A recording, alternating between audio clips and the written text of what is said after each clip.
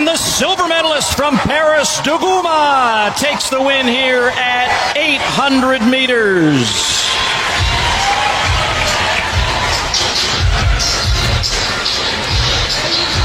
$1:57.43 for Duguma. ከኢትዮጵያ ኖች ጋር ቁጭ ብዬ ሳወራ ምግበት ሲነድ እንዲህ ብሎ ነው ያፈጠጡብኝ ምንድነው ምን አይነት አስተያየት እየሰጡኝ ነው ነኝ ተቋቁሮች አሉ ናይጄሪያዎች ኬንያውም ነበሩና ጎደኞቼ ጠየቁት እሷ ኢትዮጵያ ነች አሉ ኢትዮጵያ ነኝ አልኳችሁ ጠይቆኝ ማለት ነው ኢትዮጵያ ነኝ ሜቢ በስደት ከሌላ ሀገር የመጣው ነኝ ይመስላቸው ውሸትሽ ነው አሉ ካላማናችሁ እንግዲህ ታውታል እኔ ኢትዮጵያዊ ነኝ ሜቢ ቤተሰብሽ ሌላ ሀገር ሆኖ ወይም ወደ አላ ደቡብ ሱዳኖች ወደዛ ሆኖ አንቺ ወደ ኢትዮጵያ ማተሽ ይሆናል እንጂ እዛ ማሪሉ ማለት እዛም አልኳቸው እዛ ቤተሰቦቼም የተወለድኩም እዛ ነኝ ኢትዮጵያዊ ነኝ ስላቸው በቃ ተገረሙ በኔ ሲሄድ ብግበት ሲሄድ በቃ ይሄ ሜዳ ሲሄድም እኔ ላይ ነው ትኩረት የሚያደርጉት እንዴት እስኪ ዛሬ አይቴና አላቅም ይሄ ማለት እንዴት መጣች እርስ በእርስ ነው የሚያወሩ ስለኔ ከዛ በኋላ ኢትዮጵያዊ ነኝ ብዬ ነገርኳቸው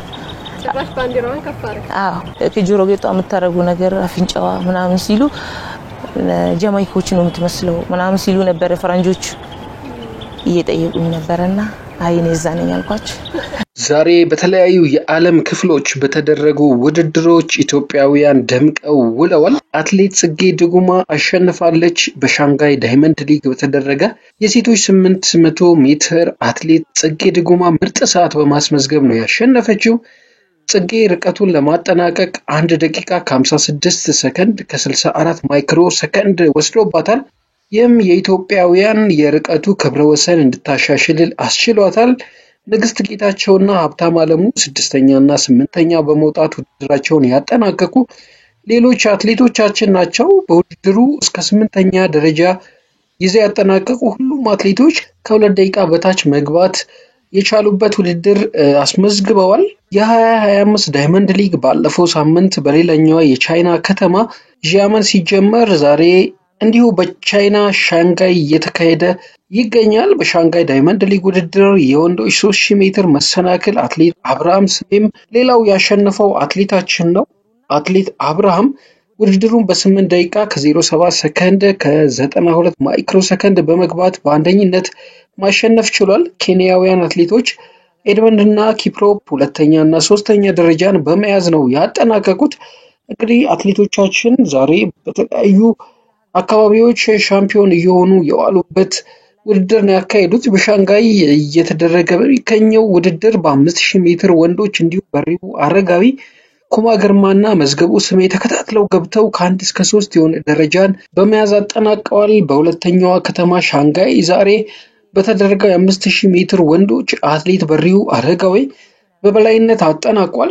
የፓሪስ ኦሎምፒክ የብር ሜዳሊያ ባለቤቱ በሪው አረጋዊ የአመቱ ምርጥ ሰዓት በማስመዝገብ ነው እንግዲህ ማሸነፍ የቻለው በዚህ ውድድር ላይ 12 ደቂቃ ከ50 ሰከንድ ከ45 ማይክሮ ሰከንድ ርቀቱን ለማጠናቀቅ የወሰደበት ሰዓት ሆኖ ተመዝግቦለታል ኩማ ግርማና መዝገቡ ስሜ ደግሞ የግል ምርጥ ሰዓታቸውን በማስመዝገብ ጭምር ሁለተኛና ሶስተኛ በመውጣት ውድድራቸውን ፈጽመዋል ኩማ ግርማ 12 ደቂቃ ከ50 ሰከንድ ከ69 ማይክሮ ሰከንድ ነው ገብቶ ያጠናቀቀው መዝገቡ ስሜ ደግሞ 12 ደቂቃ ከ51 ሰከንድ ከ86 ማይክሮ ሰከንድ ገብቶ እንግዲህ እዚህ ሁለት ምርጥ አትሌቶቻችን የራሳቸውን ምርጥ ሰዓት በማስመዝገብ ጭምር አሸናፊ የሆኑበትን ውድድር አከናውነዋል ማለት ነው እንግዲህ ጽጌ ዛሬ ደምቃ እንደዋለች መጠን በአለም በተለያዩ የአትሌቲክስ ሻምፒዮና ውድድሮች ላይ ዘገባ የሚያወጡ ሚዲያዎች ስሟን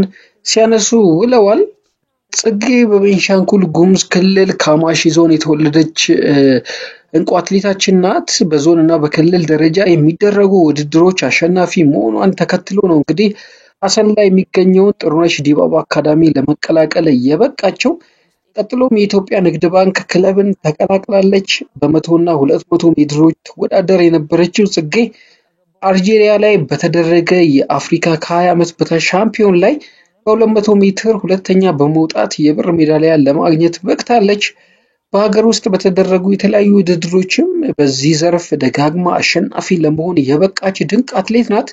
በኋላም በአውሮፓውያኑ 2019 ደግሞ በ400 ሜትር መወዳደር ጀመረች። ከጥቂት ዓመታት በኋላ ደግሞ ፊቷን ወደ 800 ሜትር አዙራለች። ባለፈው ዓመት ግንቦት ላይ የኢትዮጵያ ሻምፒዮና ላይ ተሳትፋ በ800 ሜትር ቀዳሚ በመሆን ያጠናቀቀችው አትሌቷ በተጠባባቂነት ወደ ግላስጎ የዓለም የቤቱ ሻምፒዮና ውድድር ያቀናችው ጽጌ ውድድሩ ላይ ባለቀ ሰዓት እንድትሳተፍ ተደርጎ አሸናፊ በመሆን ወርቅ ሜዳሊያ ለማግኘት እንደቻለች ሁላችንም እናስታውሳለን። የጽጌ ድጉማ ዋና ስኬቶች በዝርዝር ለማየት ያህል እንደ አውሮፓውያን አቆጣጠር ማለት ነው 2017 በአፍሪካ ከ20 ዓመት በታች ሻምፒዮና 200 ሜትር የብር ሜዳሊያ አስመዝግባለች። እንዲሁ በ2019 በአፍሪካ ከ20 ዓመት በታች ሻምፒዮና 400 ሜትር ስድስተኛ ሆና ነበር ያጠናቀቀችው። በ2022 በአፍሪካ ሻምፒዮና 400 ሜትር ግማሽ ፍጻሜ የበቃችበት ውድድር ነበር። 2024 አፍሪካ ጨዋታዎች 800 ሜትር የወርቅ ሜዳሊያ ማሸነፍ የቻለች አትሌት ናት። በ2024 በዛው ዓመት የዓለም የቤት ውስጥ ሻምፒዮና 800 ሜትር እንዲሁ ወርቅ በድጋሚ ማግኘት ችላለች። 2024 በዛው ዓመት የፓሪስ ኦሎምፒክ 800 ሜትር ለሀገሯ የብር ሜዳሊያ በማግኘት እንግዲህ አንጸባራቂ ስኬትን እየተጎናጸፈች የምትገኝ አትሌት ናት። ዛሬ እንዲሁ አሸናፊ ሆናለች።